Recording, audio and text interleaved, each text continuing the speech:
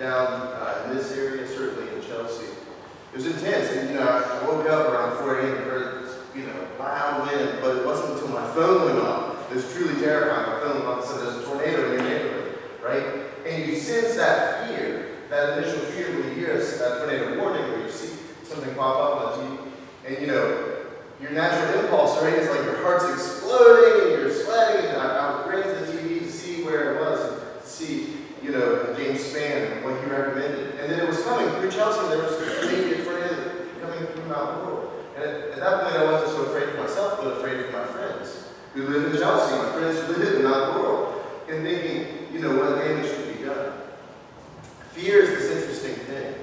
Fear is this interesting thing. I heard a psychologist once say that pain is pain, and it took her a long time to realize that. And she was saying that she'd see patients, one after the other, realizing that pain is pain, and there's no really gradient of more or less pain. There's just a gradient of how long we experience that pain.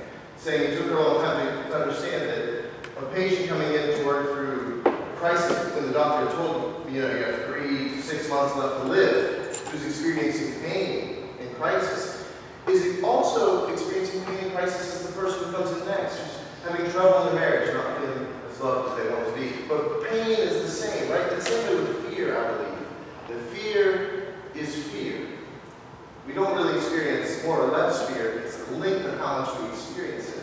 That when I jumped out of bed because I heard a tornado sound on my phone, right, I experienced fear. But then after a few minutes of watching TV and the weather kind of went down, and my fear went away. The longest fear, like acute fear I ever experienced, I think was 5 days. I think I sat in fear for 5 days. That was the longest, about all I could take. I was in seminary in Virginia, and I had a professor named Jack, and Jack spelled his name like Jacques. We pronounced it Jack, and Jack was a crazy person. He had lived in Africa for several years, and was just a wild professor. He just never knew what he was going to do. So he was offered a trip to Tanzania one summer as an internship. And so I signed up because I liked him, because he's kind of a crazy person. And so Jack and I went to Tanzania, and on the flight over, he said, would you like to have an experience? I was going to do an internship with an Episcopal priest. The point of us going together was to learn about the church in Tanzania and how the Anglican church existed and worked. And so he said, would you like to do your internship in the country, or would you like to do it in the city?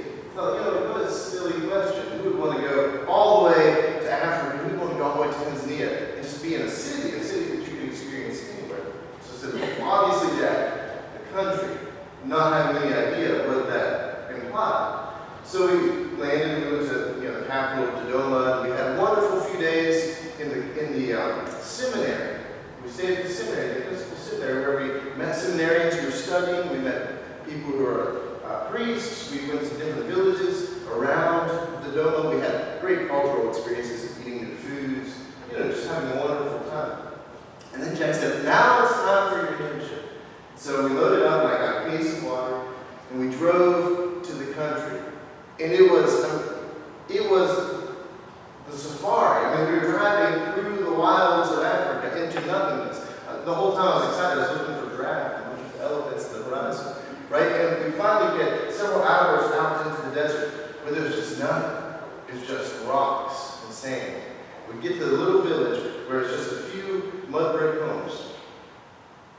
And it's like, Jack, hold on, we need to redefine our expectations here. Right? There's a few mud brick homes. But the entire village had come out, and the women had put on these amazing outfits, and the men were playing drums, and they had all come for this great celebration. Later I learned they hadn't had a white person come to their village in over 50 years. And I was the first American for most people that they had ever experienced in their lives. So it was this big event. So they all came together, and it was wonderful, and Jack immediately left. He said, do you think in 2 weeks you can find your way back to...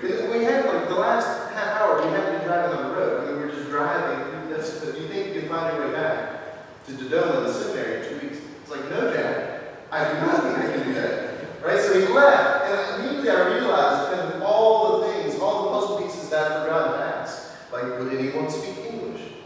Like, how will I eat? Where will I stay? Basic things. The first thing we did was we went into a church service, and the whole village came and celebrated. It was a 3-hour service.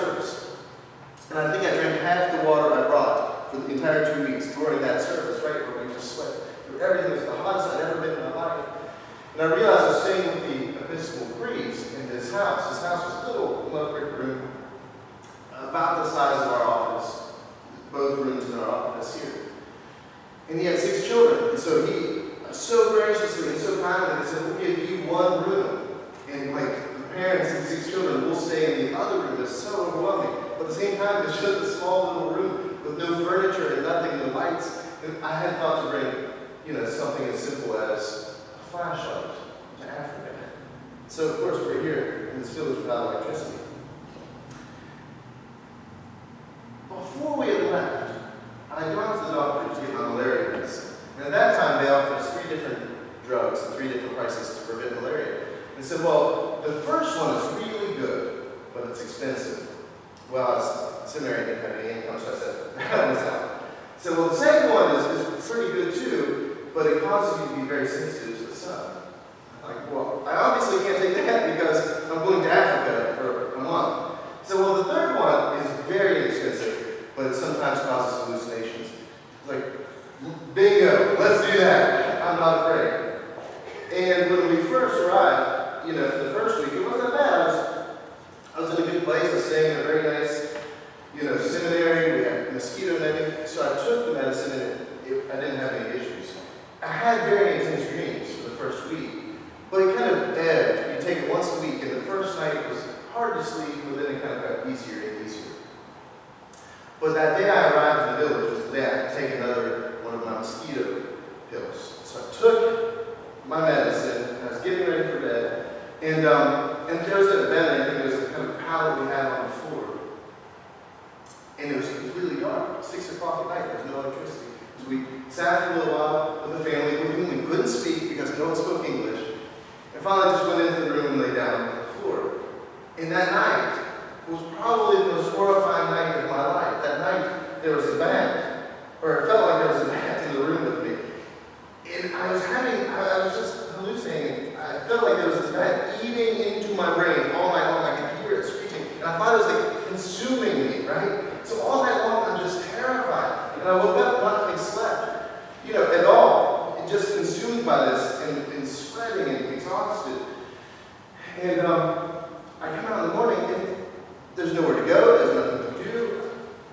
I just went and they put a chair under the tree in the middle of town. And I went and I sat in the chair. There's a little, maybe 8 or 9-year-old boy who was an albino. And they brought him over and brought a little stool and put the stool right next to me. And they set the albino right next to me so maybe I'd feel comfortable. I don't know. So me and like this little albino, we could communicate with one another. We sat under the tree for the rest of the day. And I was just terrified. I was terrified of everything. I was terrified of the bat, like trying to consume my brains. I was terrified of living in the desert. I swear that the first thing that happened when I arrived in the village is they killed a black mamba, like right beside the house. It was probably just like a little black rat snake or something. It felt like a black mamba, right? And I was just terrified. I was terrified of the food. I had traveled extensively. I lived at that point. I lived 3 years of my life abroad. I had spoken several languages. I traveled, across those continents. And I thought, there's nothing that can scare me in traveling until I was sitting under this tree completely alone, thinking, this is it, and I will die. Right? I was worried that I wouldn't be able to consume enough water. I was worried that I wouldn't have any nutrition. I was just worried for my life that there was a scorpion that was going to come and take my life without knowing. I was just overwhelmed. And I was afraid to go back to sleep. Right? And as you can see the sun setting, it just got scarier and scarier and scarier until the second night, we repeated it again. And for the first 3 days, the first 4 days, I just sat under a tree in the middle of Africa, waiting to die. And I was terrified.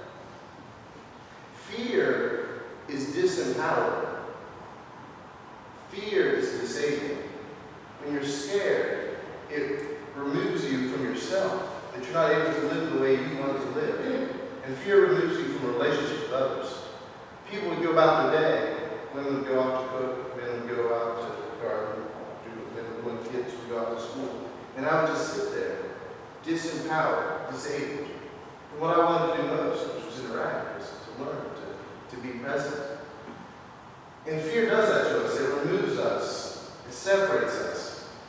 I think fear is the number 1 tool of the enemy. If there is a great deceiver, if there is a great power in this world whose goal is to remove us and separate us from the love of God, if there is a great whose force exists to divide us from our own creation, from our own Creator, I believe its number one tool is fear.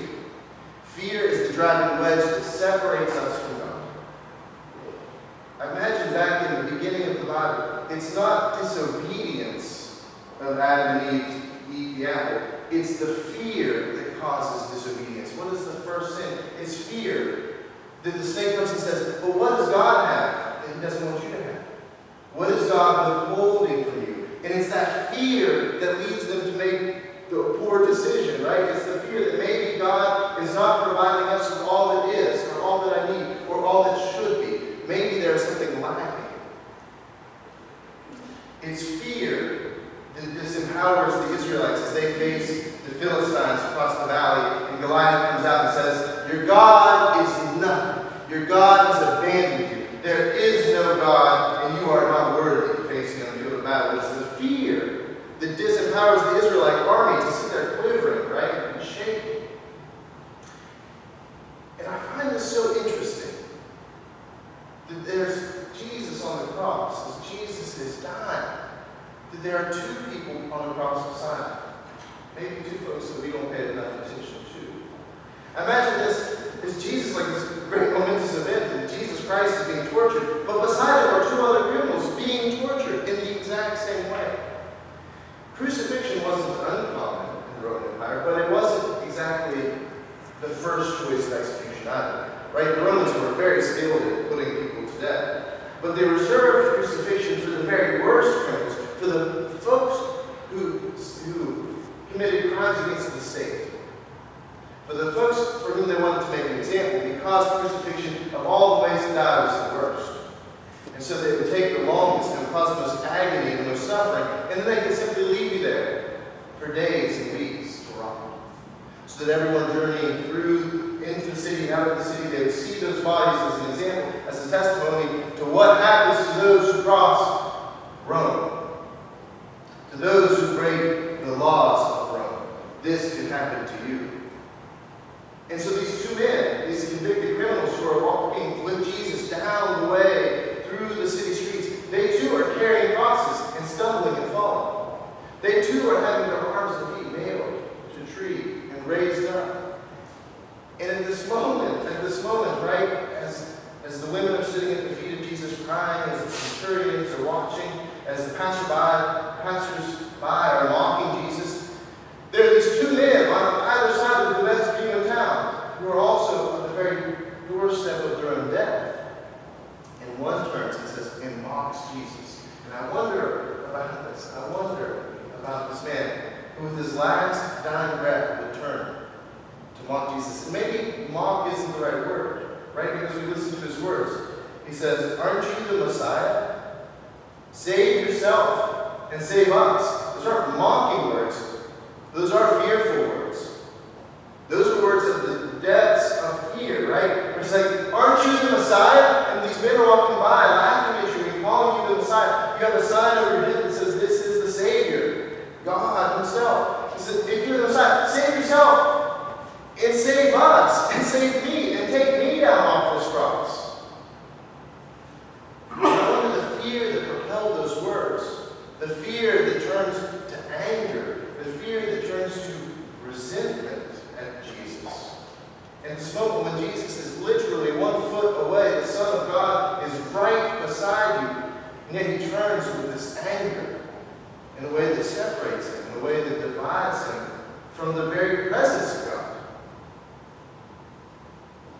So after 4 days, as my malaria medicine was kind of tapering off, it was like the scales fell from my eyes one day when I said, this is ridiculous. This is ridiculous. Like, this fear is not healthy, and this fear is not the fullness of the story. It's like the scales fell from my eyes where I could see the rest of society actually living, reading. I could actually see for the first time. The women were going, singing cheerfully on their way to get water at the well, carrying water, and these big pitchers on their head. That the children were playing games and laughing and playing with each other as they walked to school to learn.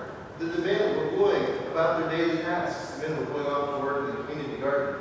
Not consumed by fear, but by joy. Folks who could travel to the big city of Dodoma, but were choosing to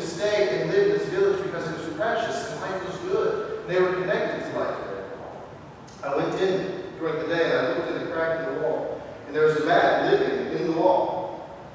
But I just sat there for a long time, the light day, looking at this bat, and realized it was just a simple small bat.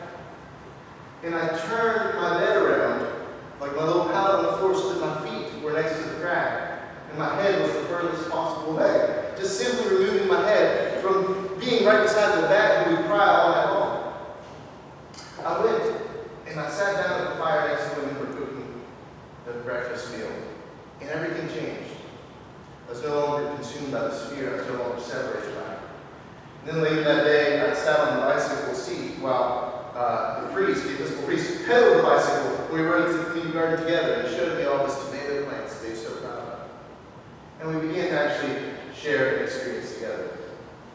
And through his broken English, and through my complete lack of knowledge of his language, we started to bond. We started to have stories that we could share. And I began to learn about his ministry and what he actually did. And it wasn't that my fear was just evaporated, it was that I stepped out of that fear to see the broader picture of what was happening. And by the end of 2 weeks, I was happy, and I was finding joy in the experience. And the food was still strange, and the custom was still strange, but it was welcome, and it was good, and I was finding a peace. And we walked for half of the day to get to a highway, and we jumped up and down. After waiting for an hour, we saw a bus finally coming down the highway. We jumped up and down, yelling and screaming till the bus stopped. I was like, just take me to Dodoma. Like, I don't know if you do that kind of thing, but just drive me somewhere. And it was good. I think of the man who's dying, the criminal who died on the right hand of Jesus. The one who, like the criminal on the left, right, had been convicted, and who is also actively dying. He turns to the criminal on the other side of Jesus and says, friend, we're guilty, and we're receiving the punishment for our guilt. And I imagine he was also consumed by fear. I imagine that he was also experiencing the same terror that he's about to die, that he's been hanging on the cross, and with his last breath, he says, but friend, can't you see that we are in the presence of God? He turns to Jesus and says, and remember me when you enter into your kingdom. Remember me. And Jesus says the most blessed words that we will ever say in all four Gospels. Jesus says the most profound words that he will ever utter to any human being. In the words I hope he says to me on my last day in this earth. He says, in today, friend, you will be with me in paradise. Blessed assurance. Hope of all hopes. The greatest thing that Jesus could ever say to you is when you look at the eyes of your Savior, he says, today you will be with me in paradise. So that criminal, with his very last breath, says, remember me. He says, and I will. And I do, and I am remembering you this very moment. And what a stark difference between these two men, these two criminals. One who lets his anger and fear remove him from the presence of God, and the other who simply turns into God. And what's the difference? The difference maybe is just the fear that separates us. And fear is fear. Fear is fear. Right? There's no hierarchy of how much we fear. I think of the immigrants who are coming across the border, women and children who are afraid, who are willing to travel for a month or more at a time, who are terrified of the life they are in, willing to sacrifice everything. Right? I imagine their fear. I imagine the fear of the people who live in Syria, who've been experiencing civil war for 6, 7, 8 years, who've seen their families die, who've seen their cities bombed. I imagine the fear of people who are suffering in this world because of war and strife. But I also imagine the fear that we experience. And it's no less fear, right? There's no less fear waiting for a tornado to come into your community, or simply being dropped off under a tree in Africa. There's no less fear that we experience, right? When we have to go in for a checkup with the doctor, hoping and praying that the cancer has gone into remission. There's no less fear when we have a loved one going into the hospital. There's no less fear when we have to go in for our annual review with our bosses. There's no less fear when we have to look at our taxes in the IRS. Fear is fear. We are people who experience this great fear. And yet we know that at times it can be so great that it actually separates us from the experience of God. That Jesus says, like the good tree that falls among the weeds grow up and choke out the plant. It says, and Jesus says, this is the fears and worries and anxieties of this world that choke out our faith and remove us from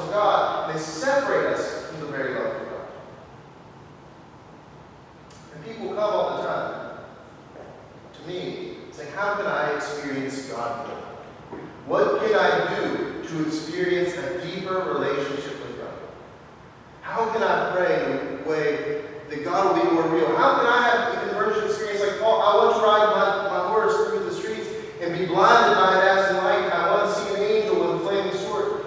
And what if we can't? What if there's no special prayer? What if there's no amazing experience? What if there's no neon lights greater than what God has already done? What if we are like the true criminals hanging on either side, and the only thing that separates us from God and the fullness of God is which direction we turn our eyes? What if God is present? What if God is alive? What if God is literally only a foot away from us, and yet we are blind to Him either because of our fears and our worries and our anxieties that consume us and separate us from God, or that we simply turn to the right and we see the bigger picture? We're able to step out of those fears and understand that God is there and is present. What if we are like the two criminals, standing right beside Jesus Christ Himself, and we can either have the most glorious and powerful experience of God, or no experience at all? What if it's just a change in our own perspective? And I wonder if that's not why we celebrate Holy Week. For the next 7 days, we'll have 10 services, 10 different opportunities to worship. We have an opportunity on Wednesday just to come together as a community, celebrate the Eucharist, the evening prayer. But then on Thursday, Monday, Thursday, we celebrate the foot washing service. We celebrate that Christ came to serve us. And we also ask in that service, but how do we serve others? As Christ knelt down to wash our feet, how do we go out into the world and find the ones who are broken and lost, the ones who are seeking God the most conservative? Then we will vigil, where Jesus says, stay and wait and watch with me. Then we stay and we wait and we watch and we pray through the night on Thursday night. We hold vigil through the entire evening into the morning. And then on Friday, on Good Friday, we sit with Christ as He dies. We wait with women at the foot of the cross as He dies. And we see the lengths of His own suffering. That Christ would take all the suffering of the world onto Himself. And in that same way, we can imagine how Christ meets us in our suffering. That He sees us in our pain, He sees us in our most broken state, and He meets us there, and we can see ourselves with Christ on the cross. We come back in the evening of Holy Saturday, we come back to the Easter Vigil to see that new light, the light that is not extinguished. We begin to understand the mystery of the resurrection and see not only our eternal resurrection, but the new life that God can begin in us today. And I wonder if that whole sequence, that whole movement of Holy Week isn't an opportunity for us to simply be the criminal on the right, to see ourselves as the ones who are beside Christ, that God is with us, that God is around us, that God is before us, behind us, above us, below us, and He's right there. And it's simply an opportunity to turn our eyes towards Him and see the fullness of God. To see the fullness of God amidst our fears and our anxieties and our brokenness and our suffering, and in our joy, and in our celebration, and in our new life.